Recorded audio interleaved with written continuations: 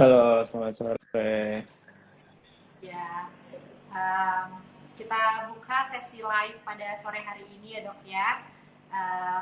Terima kasih untuk Sobat Medika juga yang sudah bergabung pada live pada sore hari ini. Jadi saya buka ya. Assalamualaikum warahmatullahi wabarakatuh. Selamat sore sahabat Medika Antapani. Nah, hari ini kita akan melaksanakan live. Live ini merupakan program tanda tanya Dokter Medika Antapani yang program rutin ya, program rutin mingguan yang selalu kita laksanakan pada hari Jumat. Nah, insya Allah nanti akan membersamai dari jam 3 sore sampai jam 4 sore. Nah, untuk hari ini kita ada bareng-bareng sama Dokter Gigi Abian ya dok ya. Iya, halo semuanya, Sobat Medika. Semoga sehat selalu dimanapun kalian berada. Jadi pada sore hari ini kita akan ngobrol-ngobrol dan sharing tentang tema kita hari ini. Temanya apa, Teiza? Ya, jadi untuk tema hari ini kita bakal bareng-bareng sama Dokter Abian ngebahas seputar pulpitis ya. Jadi pulpitis itu nanti kita akan ngebahas terkait perawatan dan pengobatan pulpitis itu sendiri bareng-bareng sama Dokter Gigi Abian ya. Nah, izin juga untuk Dokter Gigi Abian ini dokter gigi umum ya dok ya, yang berpraktek di Klinik Utama Medika Antapani dan berpraktik juga di Klinik Pratama Medika Antapani ya dok ya. Mangga dokter mungkin barangkali bisa disebutkan jadwal prakteknya untuk informasi kepada sobat medika sekalian. Oke, bagi Sobat Medika semua yang kira-kira ingin berkonsultasi lebih lanjut selepas dari sharing-sharing kita di sore hari ini atau yang memiliki permasalahan di giginya atau hanya ingin mengecek giginya kontrol rutin aja, boleh datang ke Klinik Utama Medika Antapani. Saya praktek di Klinik Utama Medika Antapani itu setiap pagi dari jam 9 sampai jam 12 dari Senin sampai hari Jumat. Nah, kalau yang siangnya barangkali Sobat Medika ada waktunya siang, boleh ketemu sama saya di Klinik Pratama Medika Antapani itu dari jam 1 sampai jam 4 sore di hari Selasa dan hari Sabtu gitu. Ya, terima kasih dokter informasinya. Jadi dokter Gigi Abian hampir setiap hari ada gitu ya dok ya. Jadi mangga untuk konsultasi langsung bisa ke Medika Antapani. Nah, jadi untuk pada hari ini kan tadi udah dibahas ya untuk judulnya kita akan membahas terkait perawatan dan pengobatan pulpitis ya dok ya. Nah, kita ke pertanyaan pertama nih dok. Barangkali banyak sobat medika yang atau yang join pada live hari ini tuh bingung atau nggak tahu nih dok terkait apa sih pulpitis itu, karena mungkin nggak terlalu awam gitu ya dok ya untuk apa istilah pulpitis. Nah, barangkali bisa dijelaskan dok apa sih pulpitis itu sebenarnya? Oke, jadi pulpitis itu memang salah satu nama dari penyakit yang ada di gigi kita. Nah, pulpitis itu dinamakan itu biasa disebut juga radang dari pulpa atau bisa diartikan itu radang dari pulpa. Pulpa itu apa? Pulpa itu adalah jaringan yang ada di gigi kita. Jadi gigi kita itu terdiri dari 3 jaringan utama secara simpelnya. Ini saya bawa model gigi. Nah, jadi gigi kita yang paling atas ini itu gigi disebutnya adalah enamel, jaringan enamel. Ini yang paling keras. Nah, kemudian di bawahnya enamel ada dentin. Dentin itu sedikit lunak, tapi lebih keras dibandingkan dari pulpanya itu sendiri. Nah, sedangkan yang di bawahnya, yang paling bawah, yang warna merah ini, itu adalah pulpa. Pulpa ini adalah jaringan syaraf atau jaringan pembuluh darah yang biasanya membawa nutrisi-nutrisi dari darah kita untuk menghidupkan si gigi ini. Nah, ketika jaringan pulpa ini terinfeksi sama bakteri, itu terjadilah peradangan. Nah, peradangannya itu disebut juga pulpitis. Jadi, secara singkatnya penjelasan mengenai pulpitis itu seperti itu. Gitu, Teh. Oh iya, jadi peradangan pada pulpa ya dok ya untuk pulpitis itu sendiri ya. Jadi pulpa itu bagian dari dalamnya gigi gitu ya dok ya. Ya. Iya. Nah, sebenarnya dok kalau misalnya pulpitis sendiri itu ada jenis-jenis atau klasifikasinya nggak sih dok kalau pulpitis sendiri peradangan pada pulpa ini? Oke, jadi ada pulpitis itu ada beberapa klasifikasinya. Sebenarnya banyak, cuman secara sederhana bisa dibagi menjadi dua klasifikasi dari pulpitis, yaitu yang pertama pulpitis reversible dan yang kedua pulpitis irreversible, atau kalau yang pulpitis reversible itu kan artinya berarti bisa dikembalikan lagi. Nah, kalau yang irreversible itu tidak bisa dikembalikan lagi. Nah, kenapa tidak bisa dikembalikan lagi? Karena si rasa nyerinya atau bakterinya gitu sudah bisa masuk sampai ke dalam jaringan pulpa ini, sehingga si jaringan pulpanya harus ada yang dimatikan terlebih dahulu untuk membunuh bakteri yang berhasil masuk ke jaringan pulpa ini. Kalau yang reversible atau yang bisa dikembalikan lagi itu bakterinya belum sampai masuk ke jaringan pulpa tapi sudah mendekati si jaringan pulpa, sehingga kita tidak perlu membuang jaringan pulpanya gitu. Jadi hanya bisa yang reversible itu bisa membuang bakterinya itu hanya di jaringan yang enamel dan dentinnya saja gitu. Jadi ada Sederhananya seperti reversible itu. sama irreversible gitu ya dok ya. Nah, sebenarnya dok, penyebab terjadinya pulpitis itu karena apa sih dok? Biasanya kenapa bisa pulpa kita tuh bisa bengkak gitu dok?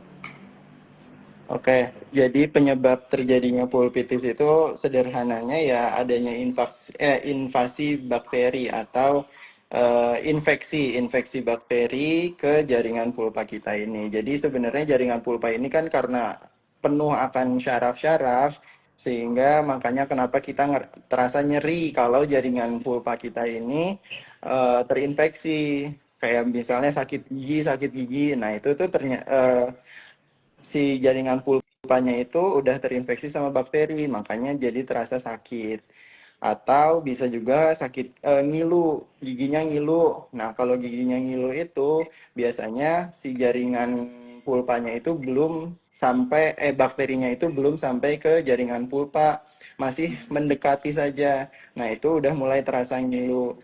Atau bahkan enamelnya udah habis yang dimakan sama bakteri dan dentinnya udah terekspos, atau bisa udara itu bisa mengenai dentin. Nah, itu juga udah bisa merasakan ngilu, terasa ngilu si giginya.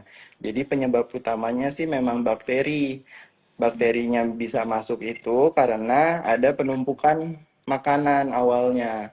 Makanya kenapa kalau jarang sikat gigi, lama-kelamaan giginya bolong. Karena penumpukan makanan, sisa-sisa makanan itu bisa di apa ya, bisa berkolaborasi lah, singkatnya bisa berkolaborasi dengan bakteri menghasilkan asam.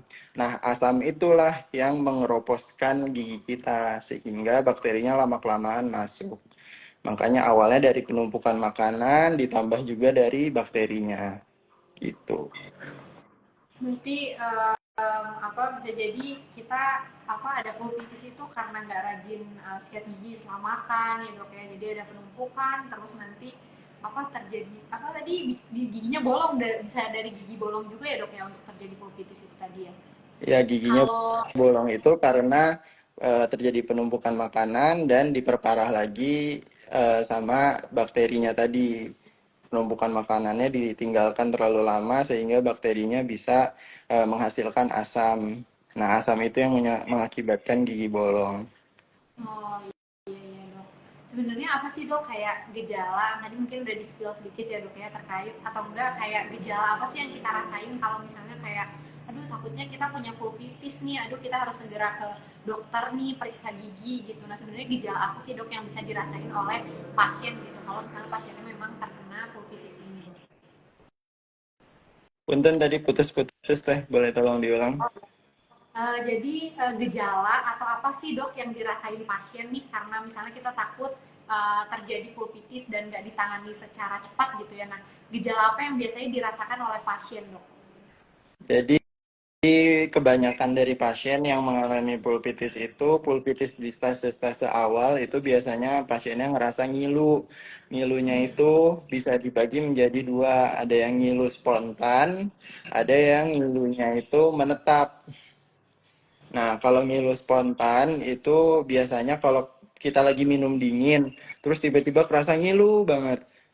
Terus pas airnya udah ditelan, udah nggak ada air dinginnya di mulut kita, ngilunya itu hilang. Nah, itu terjadi ngilu spontan. Itu adalah gejala dari pulpitis reversible yang tadi yang bisa dikembalikan itu. Nah, tapi kalau misalkan kita nggak ada rangsangan apa-apa nih giginya, lagi biasa, lagi kerja biasa, atau lagi melakukan aktivitas seperti biasanya, atau bahkan malam-malam, biasanya banyak pasien tuh malam-malam pas mau tidur, lagi nggak ngapa-ngapain, tiba-tiba cenut-cenutan gitu giginya. Nah, itu kan tidak ada rangsangan apa-apa ya. Nah, itu biasanya tanda dari pulpitis irreversible atau tadi yang si bakterinya itu udah masuk sampai ke dalam jaringan pulpa ini.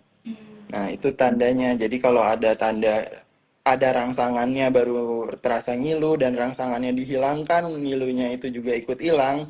Nah, itu berarti yang reversible atau si bakterinya berarti belum sampai masuk ke dalam.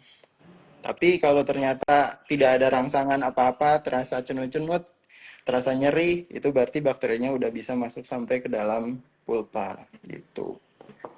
Iya dok. Berarti kalau misalnya kita, aduh nyeri gigi gitu ya, maksudnya cenat-cenut aja tuh lebih baik segera ke dokter gigi gitu ya dok ya. Soalnya dia jadi bisa memperparah.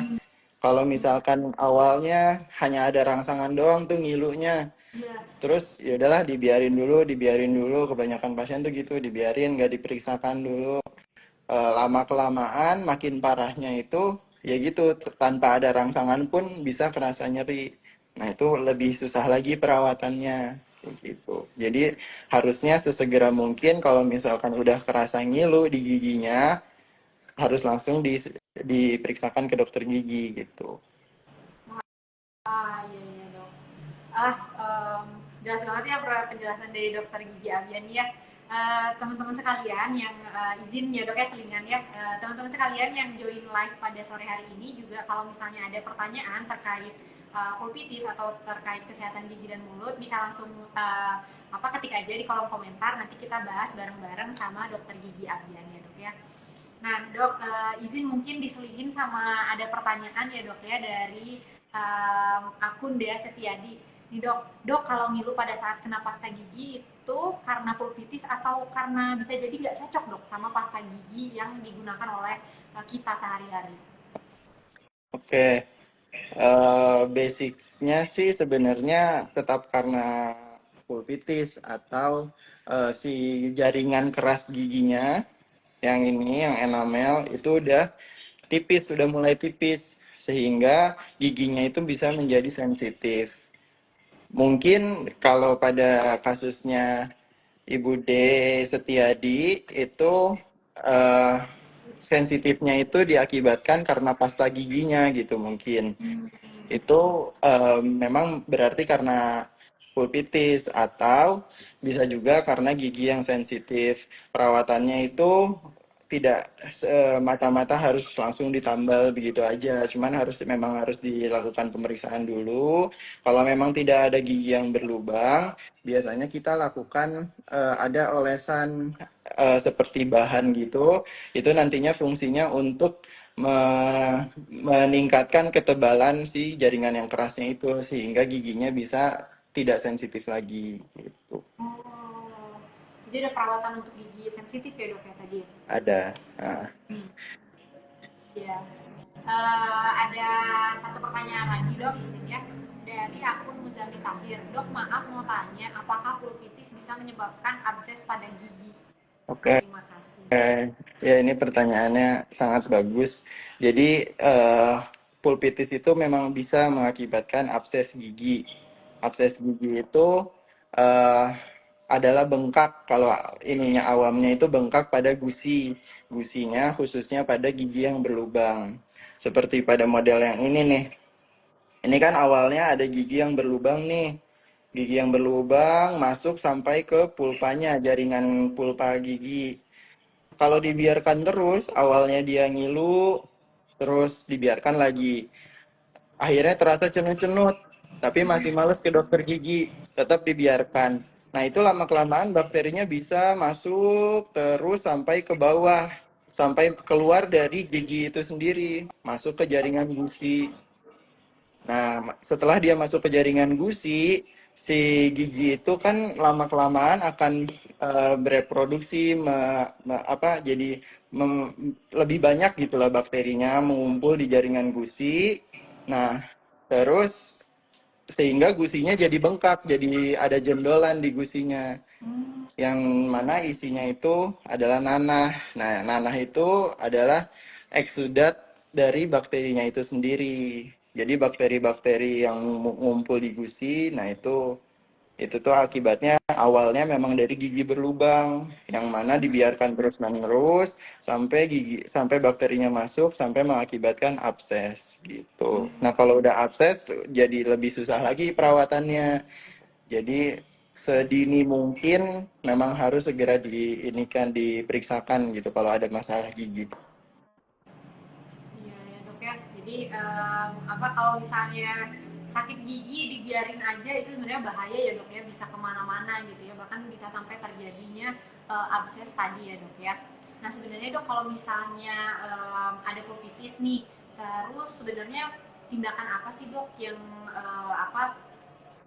pulpitis itu biasanya diapain gitu dok, dan apakah pulpitis itu pada akhirnya akan dicabut giginya gitu dok, atau seperti apa sih dok sebenarnya?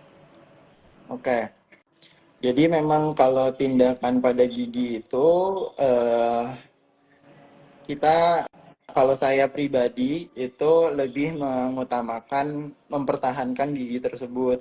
Jadi untuk dicabut itu ditaruh di opsi kesekian lah gitu. Kalau bisa dipertahankan, tetap harus dipertahankan dulu giginya. Nanti ada pertimbangan-pertimbangan lain pada gigi yang tidak bisa dipertahankan baru akhirnya dicabut gitu. Tapi kalau pada pulpitis itu sendiri perawatannya memang tergantung dari keparahannya yang tadi saya bilang. Kalau dia keparahannya baru berlubangnya cuman sampai lapisan terluar di enamel atau lapisan yang kedua ini yang warna kuning di dentin itu bisa langsung ditambal. Ditambalnya ada bahan tambalnya komposit dan ada GIC. Nah, itu bisa langsung ditambal.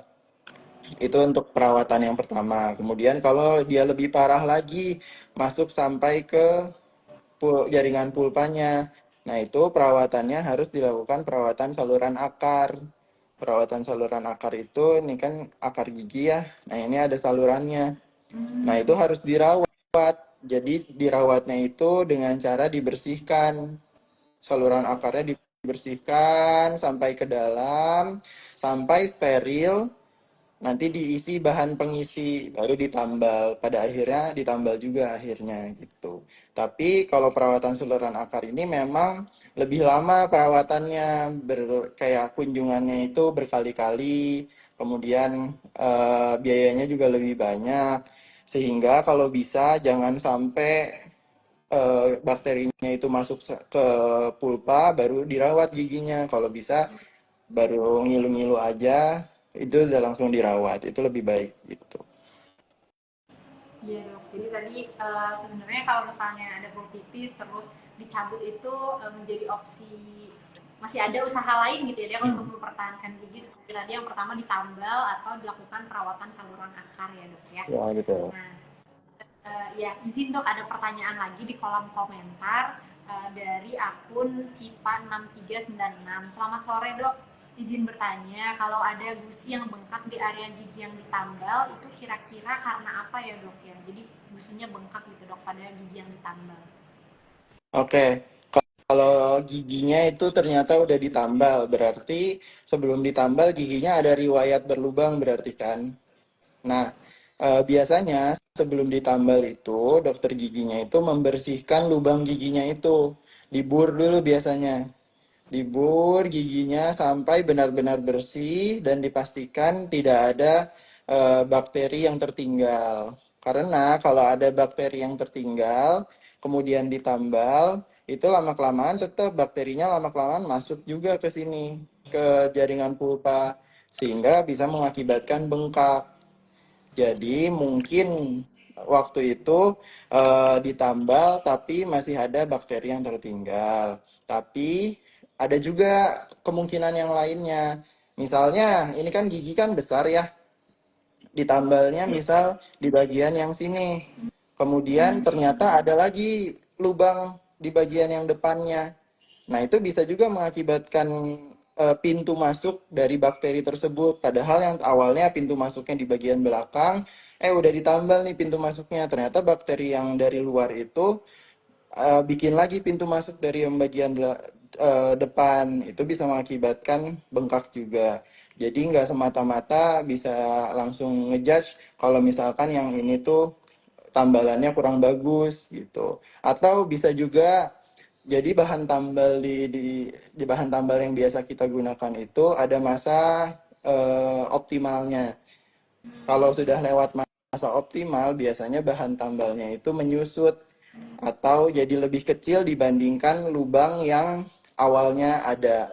Sehingga kalau misalkan bahan tambalnya lebih kecil daripada lubangnya, itu ada di sela-selanya itu kan bakteri bisa masuk tuh. Nah, bakteri bisa masuk lewat situ, lewat sela-selanya, sehingga bisa bengkak juga gitu. Jadi memang tambal gigi juga harus di, kalau misalkan dirasa udah agak ngilu setelah tambal gigi, yaitu harus diperbaiki lagi tambalannya. Soalnya bahan tambal gigi itu lama-kelamaan seiring berjalannya waktu itu bisa menyusut gitu. Iya, jadi penting banget ya dok ya untuk aware sama kesehatan gigi dan mulut, dan kalau misalnya memang dirasa harus memeriksakan kesehatan gigi dan mulut ke dokter gigi gitu ya dok ya, bisa dilakukan pemeriksaan ya dok ya.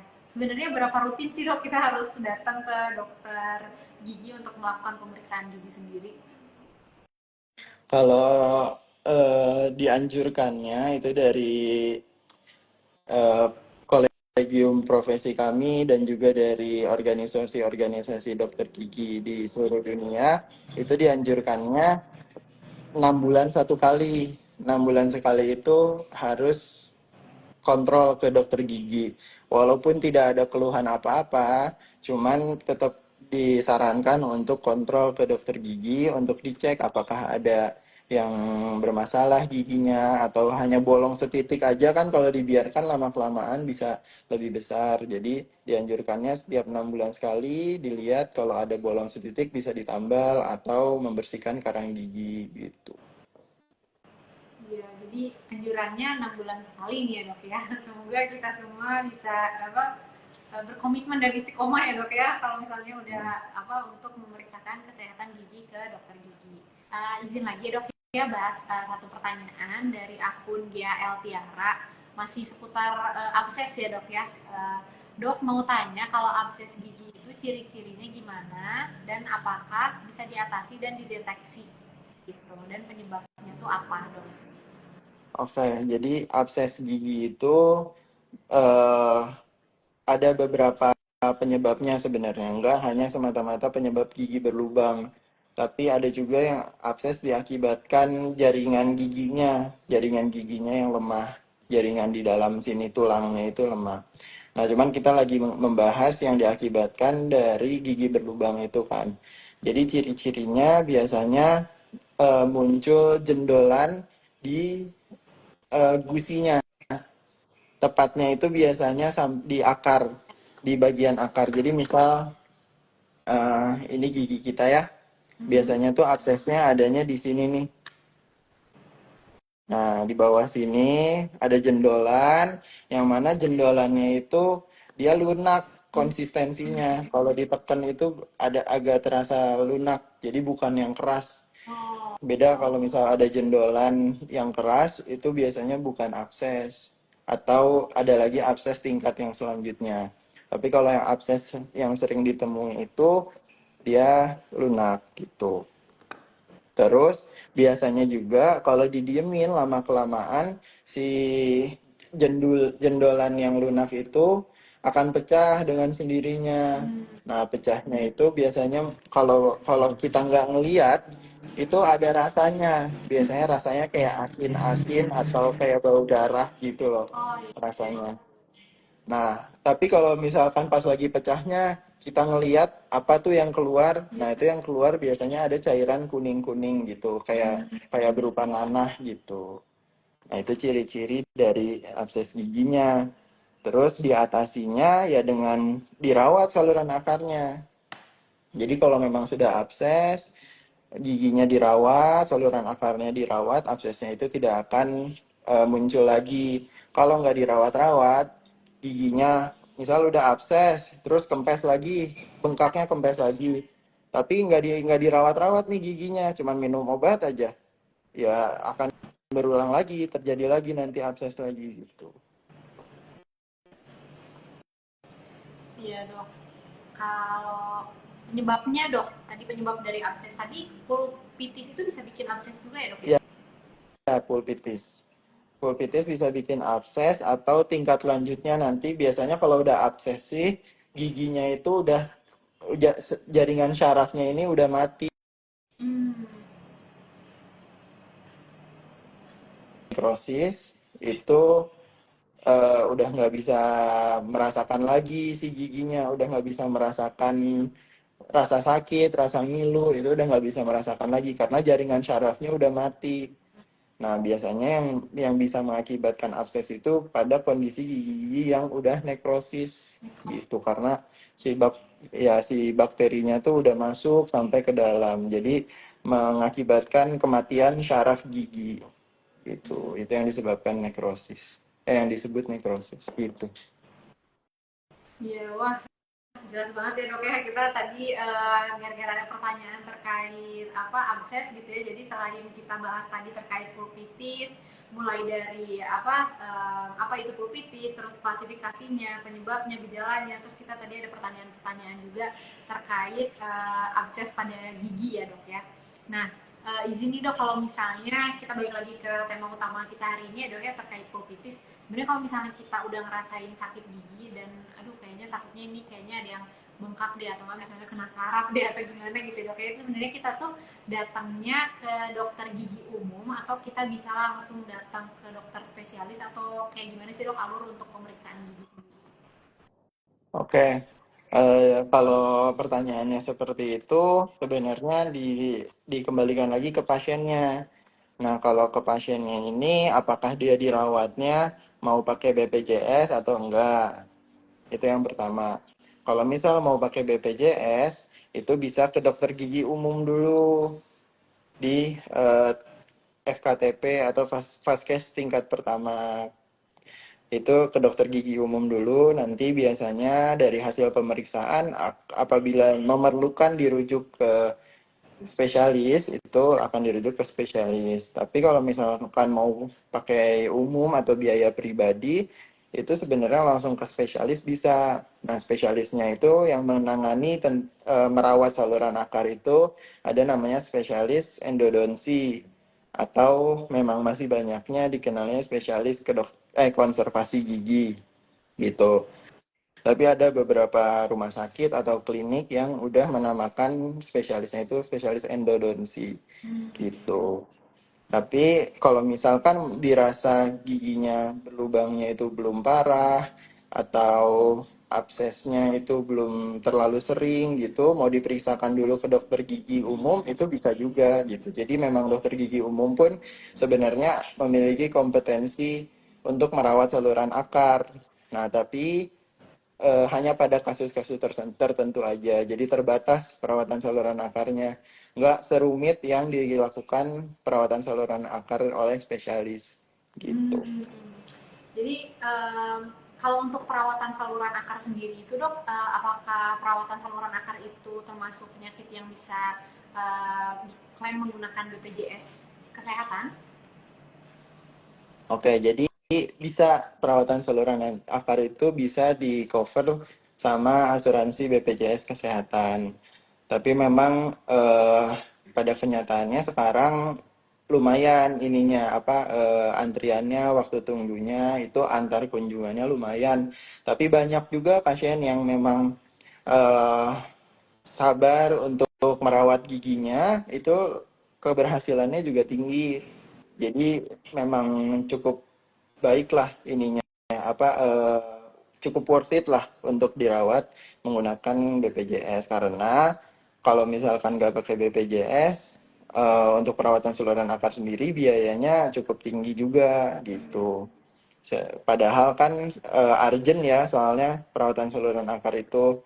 Kalau soalnya pilihannya pada gigi yang udah terinfeksi bakteri sampai ke dalam gini, itu antara dirawat saluran akarnya atau dicabut. Cuman kan tadi kalau dicabut, sayang giginya kalau misalkan masih bagus, mahkotanya masih bagus, lebih baik dirawat saluran akar gitu. Jadi jawabannya bisa untuk di cover di asuransi BPJS Kesehatan. Iya, jadi bisa ya dok ya untuk menggunakan BPJS Kesehatan. Sebenarnya berapa lama sih dok kalau misalnya kita perawatan saluran akar? Itu sebenarnya berapa lama yang dibutuhkan sih atau berapa kali kunjungan gitu untuk pasien bisa rata-rata gitu ya dok ya biasa sampai oh berhasil ini untuk perawatan saluran akarnya. Sebenarnya tidak bisa ditentukan berapa lamanya karena masing-masing gigi itu memiliki kondisi yang berbeda-beda. Jadi ada kasus yang hanya perlu misalkan 5 kunjungan saja terus udah selesai. Perawatannya udah selesai hanya 5 kunjungan. Tapi ada beberapa kondisi yang memang dia harus 7 kali kunjungan atau bahkan sampai 8 kali kunjungan gitu. Atau bahkan ada yang hanya 3 kali kunjungan. Kalau misalkan pakai umum biasanya bisa lebih cepat. Itu karena waktu waktu pengerjaan dokternya juga kan bisa lebih panjang. Nah itu bisa bisa juga. Jadi untuk waktu perawatannya itu relatif nggak bisa dipatok berapa kali kunjungan atau berapa bulan gitu, itu nggak bisa gitu. Cuman range-nya itu mungkin sekitar 4 sampai 7 kali kunjungan lah untuk normalnya rata-rata. Iya, bisa sampai 4 sampai 7 kali kunjungan ya dok ya makanya apa dengan apa perawatan saluran akar apa dilayani dengan asuransi BPJS Kesehatan itu mungkin sangat membantu ya dok ya. Ya, dok izinnya ini ada satu pertanyaan lagi dari akun Pratyu Sukesti. Nah, ini mungkin tadi nyambung sama bahasan kita sebelumnya ya dok ya. Izin bertanya dok, kenapa jika perawatan gigi berlubang ini harus datang beberapa kali dok? Kenapa tidak bisa sekali tambal saja gitu ya dok? Oke, tadi untuk perawatan saluran akar ya. Iya dok betul. Nah, karena untuk perawatan saluran akar itu dia Perawatan membutuhkan, gigi berlubang dok kalau oh, perawatan gigi berlubang. Itu bisa, kalau bisa 1 kali kunjungan aja langsung ditambal bisa sebenarnya. Cuman tergantung dari kondisi giginya. Eh, apakah ada riwayat nyeri pada saat nyeri tanpa ada rangsangan atau enggak? Jadi ada riwayat nyeri enggak? Misal malam-malam tiba-tiba nyeri. Nah, itu ada enggak? Nah, kalau enggak ada, berarti bisa dilakukan langsung di saat itu juga dilakukan penambalan.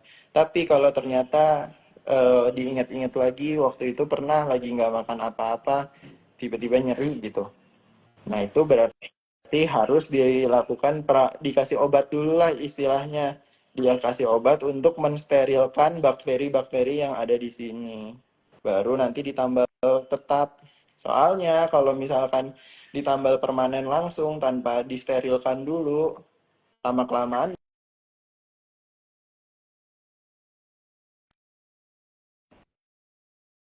tetap gitu. Jadi udah ditutup pakai tambalan tetap, tapi masih ada bakterinya di sini. Lama kelamaan kan dia mengakibatkan abses gitu. Soalnya bakterinya turun ke sini. Gitu. Jadi memang tergantung kondisi giginya juga bisa ditambah langsung atau enggak. dan kondisi gigi yang nanti juga bakal dilakukan assessment oleh dokter giginya gitu ya dok ya nanti disarankan untuk datang berapa kali atau perawatannya sampai selesainya kapan. Ada pertanyaan lagi nih dok dari akun Vira Shoda ya dok ya. Dok tips punya senyuman gigi Pepsodent katanya dok. Nih senyum gigi Pepsodent. Gitu ya dok ya. Pakai bawa itu ya dok ya berarti untuk senyum gigi Pepsodent ya. Atau sarannya tadi ya dok ya dengan apa rutin kontrol ke dokter gigi ya dok ya mungkin yang Ya, sudah disarankan betul. dari Jadi beberapa. gimana sih caranya biar punya senyum yang bagus? Yaitu memang harus kontrol rutin dan juga menjaga kebersihan giginya. Menjaga kebersihan giginya itu dengan cara menyikat gigi rutin sehari dua kali ya, sehari dua kali, yaitu pagi setelah sarapan dan malam sebelum tidur. Pokoknya selama sikat giginya itu rutin, sebenarnya simple, hanya sikat gigi yang rutin aja dan jaga oral hygiene, jaga kebersihan rongga mulutnya, itu nggak akan, insya Allah akan terhindar atau peluang untuk terjadinya lubang gigi itu lebih kecil lagi gitu. Tapi kalau emang mau benar-benar estetik senyumnya, yaitu bisa ada perawatan-perawatan lainnya seperti misal bleaching, memutihkan gigi, atau veneer itu juga bisa. Atau kalau giginya kurang rapi, bisa diratakan menggunakan behel gitu. Iya, Tapi kalau simpelnya mah hanya menjaga kebersihan gigi aja. dok. Terima kasih dok atas penjelasannya. Mungkin ini pertanyaan terakhir ya dok ya. Dari akun Devi Septianti, ada pertanyaan, sore dok, izin bertanya, apa benar gigi berlubang pada ibu hamil berisiko untuk menyebabkan preeklamsia dok? Bentar. Jadi Gimana tadi teh? Punten. ya, pertanyaan terkait apakah benar dok kalau gigi berlubang nih pada ibu hamil ya dok ya? Mungkin pada ibu hamil beberapa ada yang keluhan gigi gitu ya dok ya. Hmm. Nah bingung mungkin sebelum hamil nggak ada keluhan sakit gigi atau gigi berlubang. Nah pada saat hamil itu Hmm. khawatir gitu ya dok ya beresiko untuk menyebabkan preeklamsia pada ibu hamil dok. Oke, bentar saya nyari dulu istilah preeklamsia. Iya boleh dok.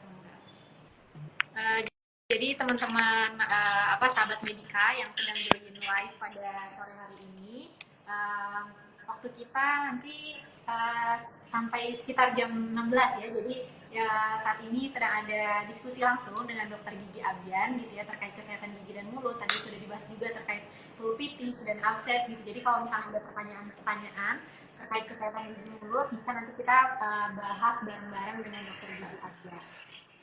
Oke, ya.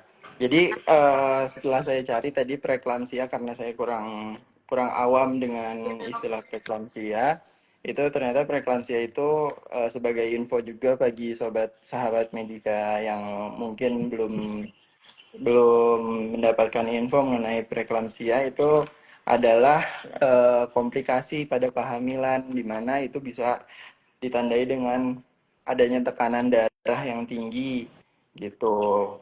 Nah, jadi kalau dari gigi itu sendiri, sejauh ini sih saya belum mendapatkan info yang berhubungan antara penyebab kondisi gigi dengan kondisi preeklamsia pada ibu hamil gitu. Nah, tapi khususnya kalau pada ibu hamil, mungkin yang tadi bertanya itu lagi hamil, atau mungkin ada saudaranya yang lagi hamil, atau sahabat Medika ada yang mengenal eh, kenalannya yang lagi hamil, itu saya titip aja untuk tetap menjaga kebersihan rongga mulutnya, karena pada ibu hamil itu sangat rawan terjadinya lubang gigi. Itu kenapa? Karena kondisi rongga mulut pada ibu hamil itu dia kondisinya lebih asam, atau pH-nya itu lebih rendah dibandingkan orang normal biasanya.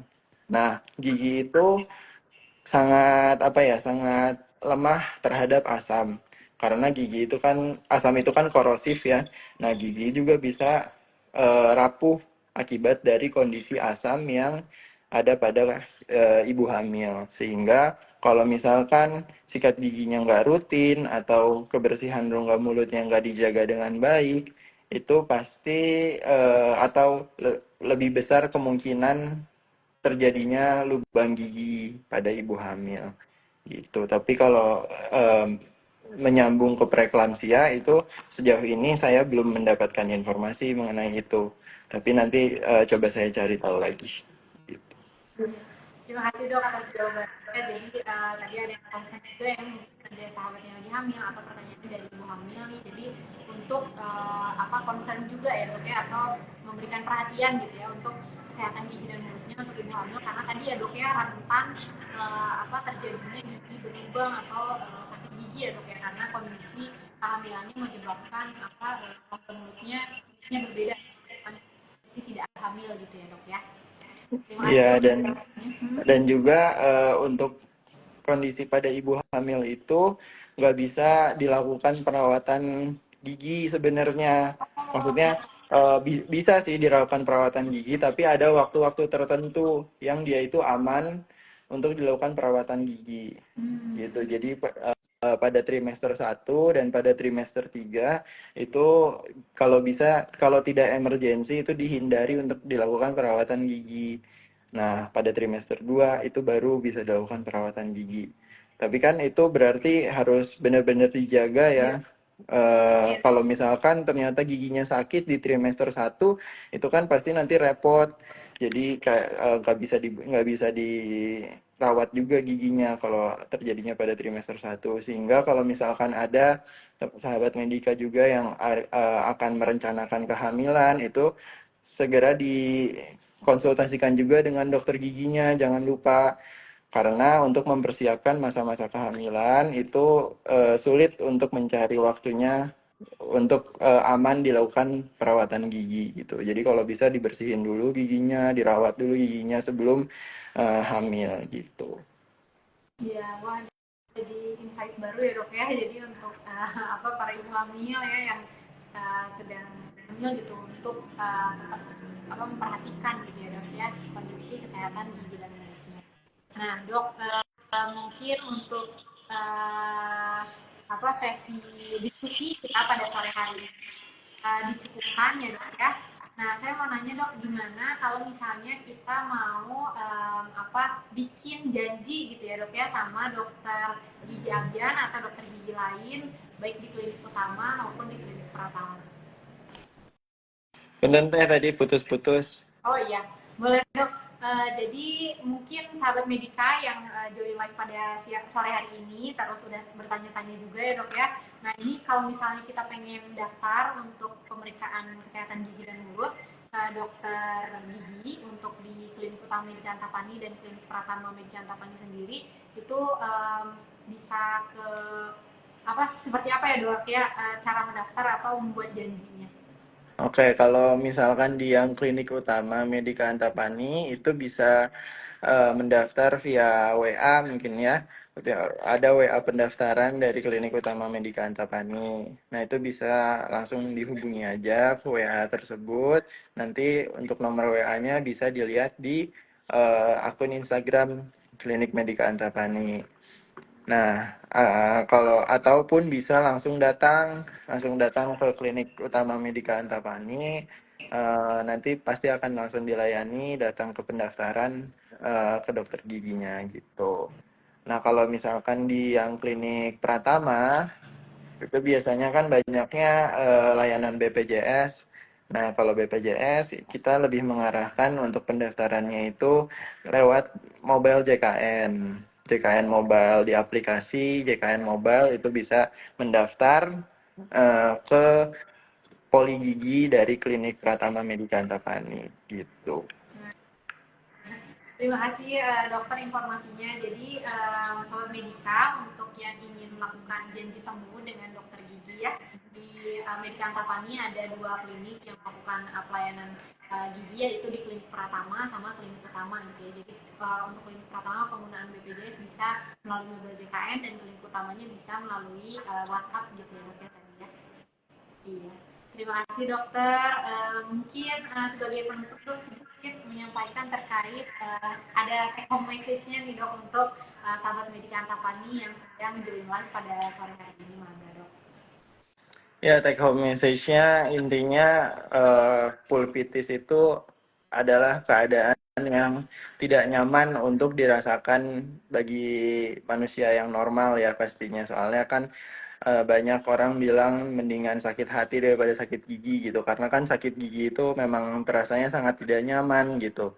Nah, gimana sih caranya biar nggak sampai ngerasain sakit gigi? Yaitu dengan cara sangat simpel, menjaga kebersihan rongga mulutnya, dengan caranya 2 kali sehari menyikat gigi. Jadi harus diingat-ingat terus sebelum tidur itu harus sikat gigi. Biar nanti nggak ada sisa-sisa makanan yang kita bawa pada saat tidur. Jadi nggak ada tuh eh, ngasih bekal ke bakteri-bakteri yang ada di mulut kita untuk mereka makan sehingga bisa merusak gigi kita. Nah itu jangan sampai. Jadi intinya itu tadi harus menyikat gigi 2 kali sehari. Dengan cara itu, insya Allah kita bisa terhindar dari eh, merasakan sakit gigi. Gitu. Iya dok ya, jadi dengan menjaga kesehatan gigi dan mulut ya dok ya, jangan sampai kita sakit gigi dan sakit hati ya dok ya, jadi jangan sampai Nah itu dia. gitu dok ya. Ya. Mungkin sekian sesi diskusi kami pada hari ini. Terima kasih sahabat Medika yang sudah ikut join live gitu ya, udah melontarkan pertanyaan juga. Untuk klinik utama dan klinik Pratama Medika Antapani kita buka ya dari hari Senin hingga hari Sabtu gitu ya, dari pukul 8 hingga pukul 8 malam. Jadi untuk sobat Medika yang ingin pemeriksaan kesehatan gitu ya, kita ada dokter umum juga, ada dokter spesialis, lalu ada dokter gigi umum dan dokter gigi spesialis gitu ya. Bisa langsung daftar lewat WA atau mobil JKN, atau bisa datang langsung juga ke klinik kami. Mungkin sekian dari saya. Terima kasih Dokter Gigi Abian yang sudah membersamai kita semua pada 1 jam pada sore hari ini. Sampai berjumpa pada kesempatan yang selanjutnya. Medika Antapani, solusi kesehatan keluarga. Oke, terima Teman-teman, kasih. Ya, terima kasih semuanya.